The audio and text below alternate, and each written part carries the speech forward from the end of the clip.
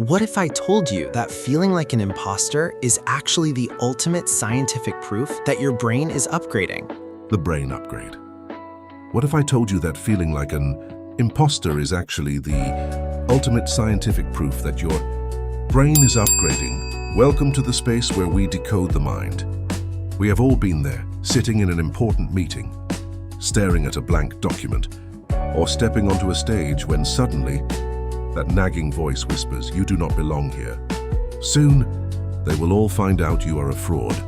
This is the classic imposter syndrome. But instead of being a sign of your incompetence, psychology tells us this feeling is a marker of growth. Your brain is stretching beyond its current comfort zone, and that friction you feel is the mental muscle tearing so it can rebuild stronger. Yet the anxiety it brings is real, and if left unchecked, it can paralyze your career and your life. The static trap. The root of this paralyzing fear often lies in how we view our own identity. We tend to fall into the trap of a static identity. We tell ourselves, "I am just not good at public speaking," or "I am not a creative person." When we define ourselves with these absolute unchangeable statements, any challenge that tests these boundaries feels like an existential threat.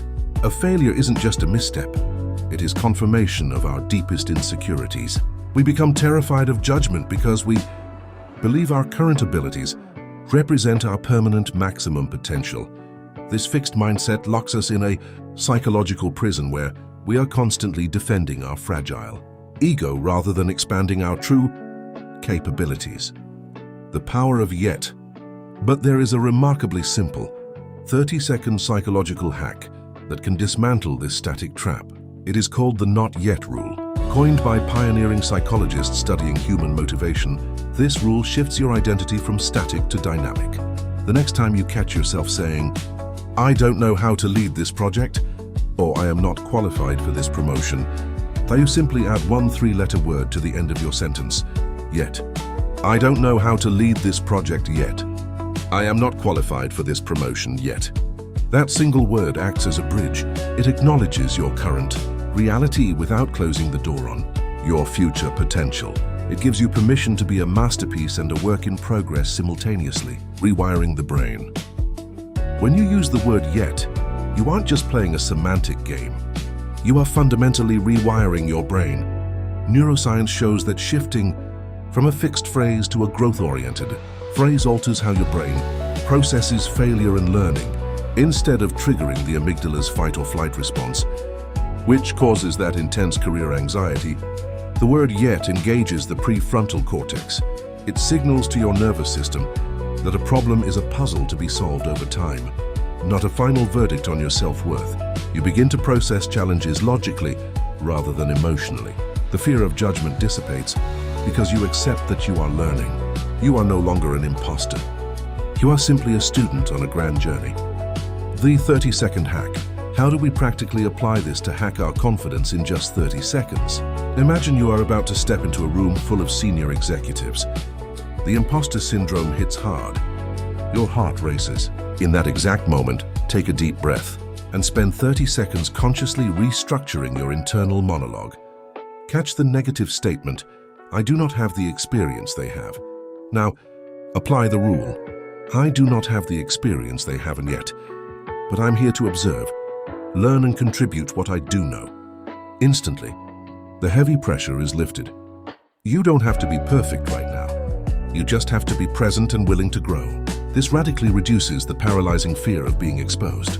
Embracing curiosity. By consistently using the not yet rule, a profound shift happens within your psyche. You stop playing defense and start playing offense. The suffocating fear of judgment is entirely replaced by genuine curiosity.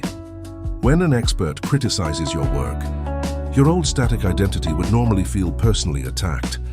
But your new dynamic, not yet identity, sees it as a free roadmap to get better. You start asking questions like, how can I bridge the gap between where I am now and where I want to be? Curiosity becomes your ultimate psychological antidote to anxiety.